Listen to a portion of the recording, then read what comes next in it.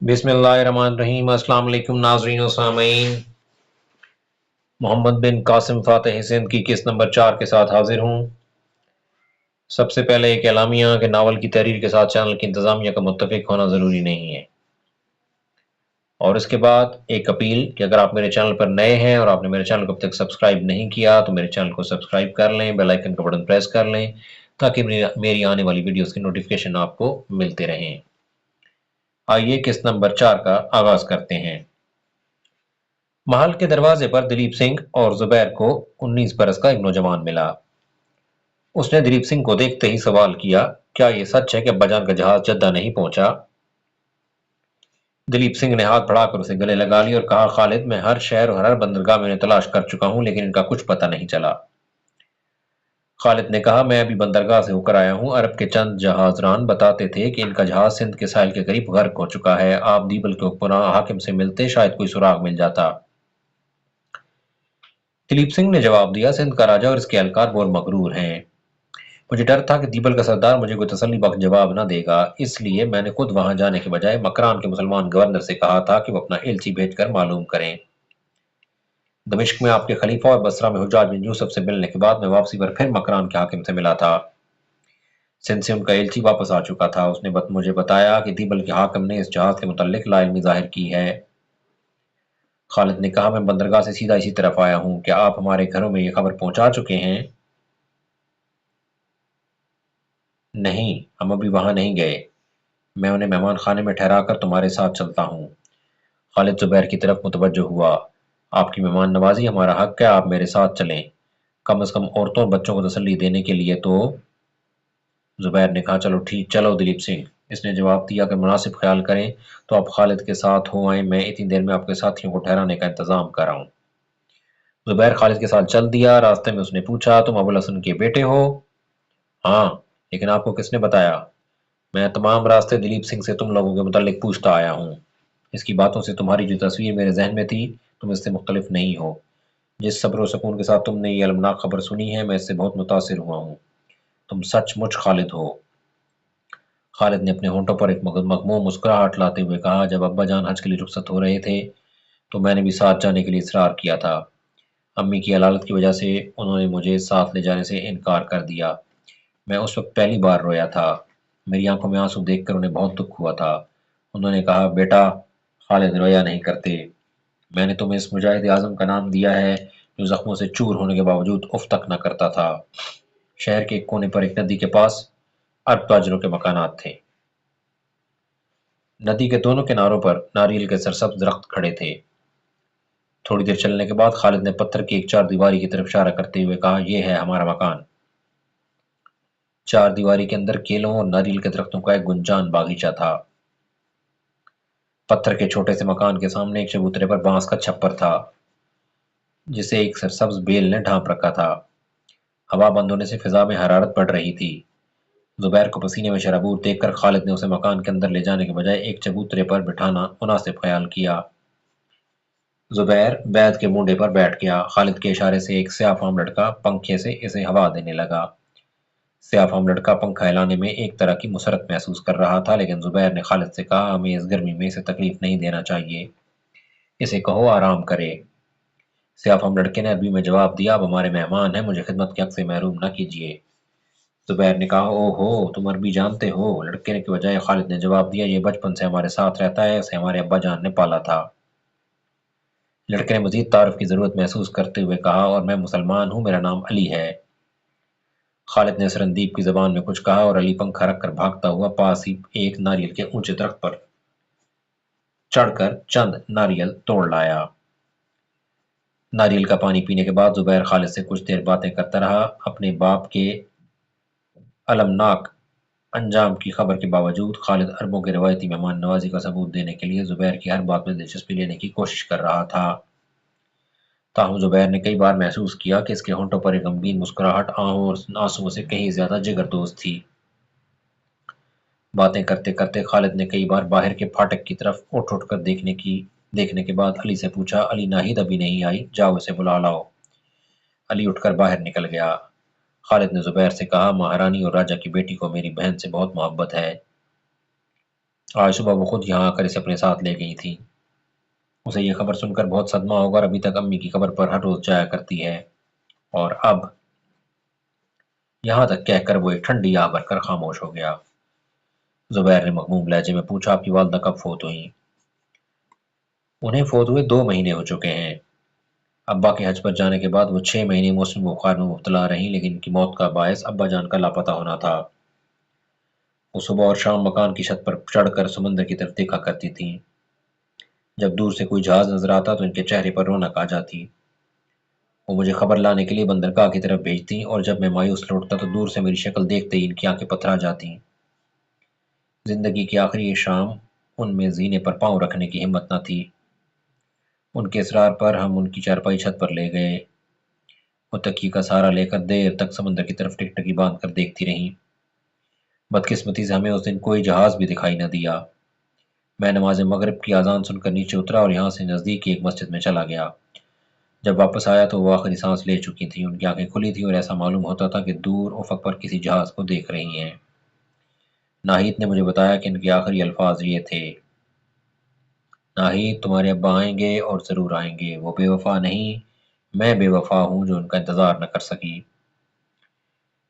زبیر نے اپنی 22 سالہ زندگی میں تیروں اور نیزوں کے سوا کچھ نہ دیکھا تھا۔ وہ ایک نڈر ملاح تھا اور فقط طوفانوں سے کھیلنا جانتا تھا۔ اس کی زبان میٹھے اور شیریں الفاظ سے ناشنا تھی۔ خالد کی باتوں سے بے حد متاثر ہونے کے باوجود وہ تسلی اور تشفی کے موزوں الفاظ تلاش نہ کر سکا۔ وہ صرف اتنا کہہ کر خاموش ہو گیا، خالد مجھے ان کے حسرتناک انجام کا بہت دکھ ہے، کاش میں تمہارے حصے کا بوجھ اٹھا سکتا۔ علی بھاگتا ہوا واپس آیا اور کہنے لگا، وہ آ رہی ہیں۔ زبیر کی نگاہیں نادانستہ باہر کے دروازے پر مرکوز ہو کر رہ گئیں۔ ناہید آئی اور دور سے اپنے بھائی کے ساتھ ایک اجنبی کو دیکھ کر جھجکی، رکی اور چہرے پر نقاب ڈال لیا۔ ایک لمحہ کے توقف کے بعد وہ آہستہ آہستہ قدم اٹھاتی ہوئی آگے بڑھی۔ زبیر کو ایک دلگداز آواز سنائی دی، کیا یہ سچ ہے کہ ابا جان؟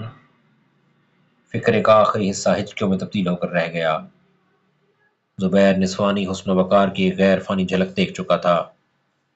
اس کی نگاہیں اس کے لیے تیار نہ تھیں، اور بیشتر اس کے کہ ناہید کا چہرہ نقاب میں چھپتا اس کی نگاہوں کا رخ بدل چکا تھا۔ وہ سامنے دیکھنے کے بجائے نیچے دیکھ رہا تھا۔ زبیر میں غایت درجہ کی حیا والدین اور ماحول کی تربیت کا نتیجہ تھی، اور اس کے علاوہ اس کے کردار کی سب سے بڑی خوبی حد درجہ خود اعتمادی تھی۔ وہ لڑکپن میں اپنے باپ کے ساتھ دور دراز کے ممالک میں چکر لگا چکا تھا۔ اوائل شباب میں اسے ایک تجربہ کار جہاز ران مانا جاتا تھا، اور دور دراز کے ممالک میں غیر اقوام کی ان شوخ و طرار لڑکیوں کو دیکھ چکا تھا جو متاثر ہونے والی نگاہوں کی تلاش میں پھرتی ہیں۔ شام اور فلسطین میں بے شمار بے باک نگاہیں اس کے مردانہ حسن کا اعتراف کر چکی تھیں، لیکن اس دور کے عام نوجوانوں کی طرح وہ نگاہیں نیچے رکھنے کا عادی تھا۔ زبیر جہاز پر سفر کے دوران دلیپ سنگھ سے ہر عرب بچے کے متعلق سوالات پوچھ کر اپنے ذہن میں ان کی خیالی تصویریں بنا چکا تھا۔ دلیپ سنگھ سے ابوالحسن اور اس کے بچوں کے متعلق جو کچھ وہ سن چکا تھا، اس سے اس کا اندازہ یہ تھا کہ ابوالحسن کے بچے شکل و شباہت اور عادت و اطوار میں باقی تمام بچوں سے مختلف ہوں گے۔ یہ اس کی دلچسپی کی پہلی وجہ تھی۔ پھر خالد کی زبانی جو کچھ اس نے سنا، اس کی دلچسپی میں اضافہ بھی ہو گیا، اور اس کے بعد جب علی ناہید کو بلانے کے لیے گیا تو سب کا دلچسپی کے ساتھ ایک ہلکی سی خلش کا بھی اضافہ ہو گیا۔ لیکن اس کی دلچسپی کی سب سے بڑی وجہ یہ تھی کہ وہ اس کی قوم کی ایک ستم رسیدہ لڑکی تھی۔ ناہید نے پھر کہا، مجھے جواب دیجیے، کیا یہ سچ ہے؟ آپ مجھ سے کیا چھپانا چاہتے ہیں؟ میں سن چکی ہوں۔ خالد نے اٹھ کر آگے بڑھتے ہوئے جواب دیا، ناہید، تقدیر کے سامنے کسی کا بس نہیں چلتا۔ زبیر نے اسے تسلی دینے کی کوشش کرتے ہوئے کہا، مجھے افسوس ہے کہ میں آپ کے پاس کوئی خوشی کی خبر نہیں لا سکا۔ ناہید کوئی اور بات کیے بغیر مکان کی طرف چل دی اور چند قدم آہستہ آہستہ اٹھانے کے بعد بھاگ کر کمرے میں داخل ہو گئی۔ خالد ایک لمحہ کے لیے تذبذب کی حالت میں کھڑا رہا، بالآخر زبیر کی طرف دیکھ کر بولا، میں ابھی آتا ہوں۔ خالد بھاگ کر ناہید کے کمرے میں داخل ہوا۔ ناہید بستر پر منہ کے بل پڑی ہچکیاں بھر رہی تھی۔ خالد نے پیار سے اس کا بازو پکڑ کر سر پر ہاتھ پھیرتے ہوئے کہا، ناہید، صبر سے کام لو۔ علی زبیر کے پاس تھوڑی دیر بے حس و حرکت کھڑا رہا، پھر آہستہ آہستہ قدم اٹھاتا ہوا کمرے کے دروازے تک پہنچا۔ ناہید کی آہیں سن کر اسے زمین کی ہر شے اداس اور غمگین نظر آ رہی تھی۔ وہ سہمتا اور جھجکتا ہوا کمرے میں داخل ہوا اور ڈرتے ڈرتے خالد کے بازو پر چھو کر بولا، آپا ناہید کیوں رو رہی ہیں؟ خالد نے اس کی ڈبڈبائی ہوئی آنکھیں دیکھ کر پیار سے اس کندھے پر ہاتھ رکھتے ہوئے کہا، علی، ابا جان واپس نہیں آئیں گے۔ کم سن بچے کے منہ سے ایک جگردوز چیخ نکلی، نہیں نہیں، یہ نہ کہیے، وہ ضرور آئیں گے۔ خالد نے کہا، یہ دلیپ سنگھ کے ساتھ آئے ہیں، ان کا جہاز شاید غرق ہو چکا ہے۔ علی کی آنکھوں سے آنسوؤں کے چشمے پھوٹ نکلے اور وہ ہونٹ بھینچ بھینچ کر چیخوں کو ضبط کرتا ہوا باہر نکل گیا۔ وہ دل کا بوجھ ہلکا کرنے کے لیے کسی ایسی جگہ جانا چاہتا تھا جہاں اس کی آواز سننے والا کوئی نہ ہو، لیکن باہر نکلتے ہی اس نے پڑوس کے بہت سے لوگ اپنے گرد جمع کر لیے۔ تھوڑی دیر میں اربوں کے تمام بچے، عورتیں اور مرد خالد کے مکان کے صحن میں جمع ہو گئے۔ لوگوں کا شور و غوغا سن کر خالد باہر نکلا اور بیک وقت کئی زبانیں اس سے مختلف سوالات پوچھنے لگیں۔ طلحہ نے آگے بڑھ کر سب کو خاموش کیا اور خالد سے پوچھا، کیا جہاز کے غرق ہونے کی خبر درست ہے؟ خالد نے اس بات میں سر ہلا دیا۔ اس نے زبیر کی طرف دیکھا اور پوچھا، کیا یہ خبر آپ لائے ہیں؟ زبیر نے جواب دیا، مجھے افسوس ہے کہ میں کسی اچھی خبر کا ایلچی نہ بن سکا۔ طلحہ نے پوچھا، جہاز کیسے غرق ہوا؟ زبیر نے جواب دیا، ہم یہ معلوم نہ کر سکے۔ زبیر نے بیواؤں اور یتیموں کو فرداً فرداً تسلی دینے کے بعد عرب واپس جانے کے متعلق ان کے ارادے دریافت کیے۔ یتیم بچوں اور بیواؤں نے یک زبان ہو کر واپس جانے کی خواہش ظاہر کی۔ زبیر دیر تک ان کے ساتھ باتیں کرتا رہا۔ بالآخر نماز عصر کی اذان سن کر اس نے لوگوں کے ہمراہ مسجد کا رخ کیا۔ طلحہ کے اصرار پر زبیر نے امام کے فرائض سر انجام دیے۔ جب وہ مسجد سے نکلا تو دروازے پر راجکمار اور دلیپ سنگھ کھڑے تھے۔ خالد کو دیکھ کر راجکمار کی سیاہ اور چمکدار آنکھیں پرنم ہو گئیں اور اس نے آگے بڑھ کر خالد کو گلے لگا لیا۔ دلیپ سنگھ نے زبیر سے کہا، مہاراج نے آپ کو یاد کیا ہے، خالد تم بھی چلو۔ زبیر نے کہا، میں ابھی ان سے مل کر آیا ہوں، کوئی خاص بات تو نہیں؟ مہاراج کے دل پر ابوالحسن کی موت کی خبر نے گہرا اثر کیا تھا، اس وقت وہ آپ سے زیادہ دیر باتیں نہ کر سکے۔ زبیر نے کہا، معلوم ہوتا ہے کہ راجکمار کو ان کے ساتھ گہری محبت تھی، ان کے آنسو ابھی تک خشک نہیں ہوئے۔ دلیپ سنگھ نے کہا، ہاں، راجکمار کو بہت صدمہ ہوا ہے، وہ انہیں بہت پیار کرتے تھے۔ شاہی محل کی طرف جاتے ہوئے زبیر کو لوگوں کے ہجوم جلوس کی شکل میں دکھائی دیا۔ دلیپ سنگھ نے کہا، مہاراج آپ کے تحائف اور گھوڑوں کو دیکھ کر پھولے نہیں سماتے۔ ان کے حکم سے گھوڑوں کا جلوس نکالا گیا۔ گھوڑوں کی لگام تھام کر بازار میں چلنے کی عزت ان لوگوں کے حصے میں آئی ہے جو ہماری ریاست کے سب سے بڑے سردار ہیں۔ اگر انہیں ابوالحسن کی موت کا غم نہ ہوتا تو شاید خود بھی اس جلوس میں شرکت کرتے۔ زبیر نے قریب سے دیکھا تو دربار میں سب سے اگلی کرسیوں پر براجمان ہونے والے 8 سردار گھوڑوں کی لگامیں تھامے ہجوم کے آگے چلے آ رہے تھے۔ گھوڑوں پر جو 2 شالے ڈالے گئے تھے وہ بیش قیمت موتیوں سے مرصع تھے۔ راجکمار نے مسکراتے ہوئے زبیر کی طرف دیکھا اور کہا، کیا آپ کے ملک میں بھی گھوڑوں کی یہ عزت ہوتی ہے؟ زبیر نے جواب دیا، نہیں، ہم زیادہ تر ان کے چارے اور پانی کی فکر کیا کرتے ہیں۔ دلیپ سنگھ بولا، یہ گھوڑوں کی عزت نہیں، گھوڑے بھیجنے والوں کی عزت کی جا رہی ہے۔ آسمان پر بادل چھا رہے تھے اور ہوا نسبتاً خوشگوار ہو رہی تھی۔ راجہ محل کی دوسری منزل پر ایک دریچے کے سامنے بیٹھا سمندر کی طرف دیکھ رہا تھا۔ زبیر اس ہوئے ساتھیوں کے قدموں کی چاپ سن کر اس نے پیچھے مڑ کر دیکھا اور اٹھ کر زبیر کے ساتھ مصافحہ کرنے کے بعد خالد کی طرف متوجہ ہوا۔ بیٹا، مجھے تمہارے باپ کی موت کا بہت دکھ ہے، میرا خیال ہے کہ ان کا جہاز طوفان کے باعث غرق ہو چکا ہے، لیکن اگر یہ ثابت ہو گیا کہ راستے میں کسی نے حملہ کر کے ان کا جہاز غرق کیا ہے تو میں اس کی سرکوبی کے لیے اپنے تمام ہاتھی اور سارے جہاز بصرہ کے حاکم کے سپرد کر دوں گا۔ راجہ سامنے کرسیوں کی طرف اشارہ کر کے بیٹھ گیا۔ زبیر اور خالد بھی بیٹھ گئے، لیکن دلیپ سنگھ کھڑا رہا۔ راجہ نے دلیپ سنگھ کی طرف دیکھ کر کہا، بیٹھ جاؤ، تم نے بہت بڑا کام کیا ہے، کل سے تم ہمارے دربار میں تمام سرداروں سے آگے راجکمار کے پاس بیٹھا کرو۔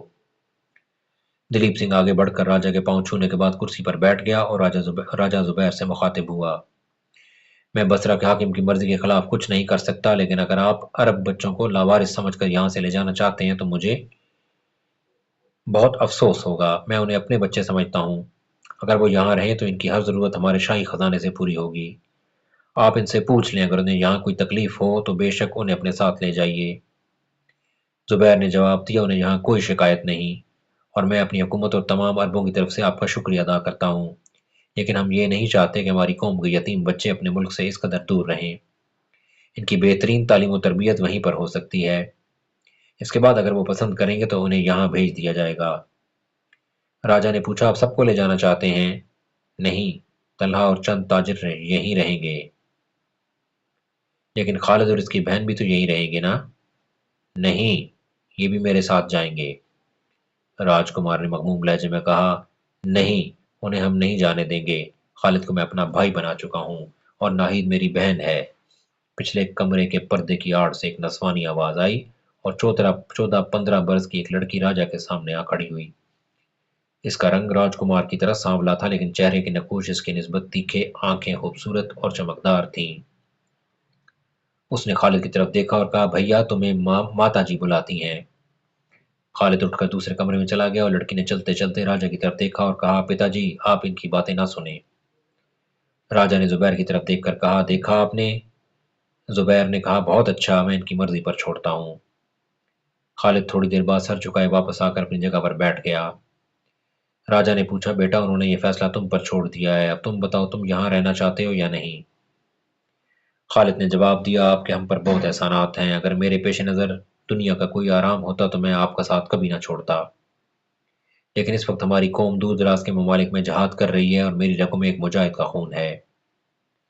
میں نے سنا ہے کہ موجودہ وقت کی ضرورت کا احساس کرتے ہوئے مجھ سے کم عمر کے لڑکے بھی جہاد پر جا رہے ہیں۔ میں اس سعادت سے محروم نہیں رہنا چاہتا۔ راجا کچھ دیر سر جھکا کر سوچنے کے بعد بولا، بیٹا تم ابو الحسن کے بیٹے ہو، اگر تم ارادہ کر چکے ہو تو مجھے یقین ہے کہ تمہیں دنیا کی کوئی طاقت نہیں روک سکتی۔ خوش نصیب ہے وہ قوم جس کی مائیں تمہارے جیسے بچے جنتی ہیں۔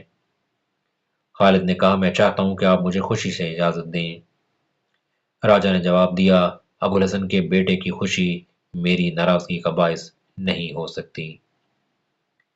ناظرین و سامعین، یہاں پہ قسط نمبر 4 کا اختتام کرتے ہیں۔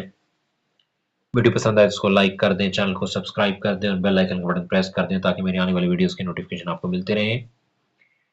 کمنٹ سیکشن میں جا کے اپنی رائے سے ضرور آگاہ کریں کہ آپ کو یہ ویڈیو، یہ سٹوری کیسی لگ رہی ہے۔ اب تک کے لیے اتنا ہی۔ اپنا اور اپنے اس چینل کا خیال رکھیے گا۔ انشاءاللہ تعالی بہت جلد اگلی ویڈیو ملاقات ہوگی۔ تب تک کے لیے اللہ حافظ۔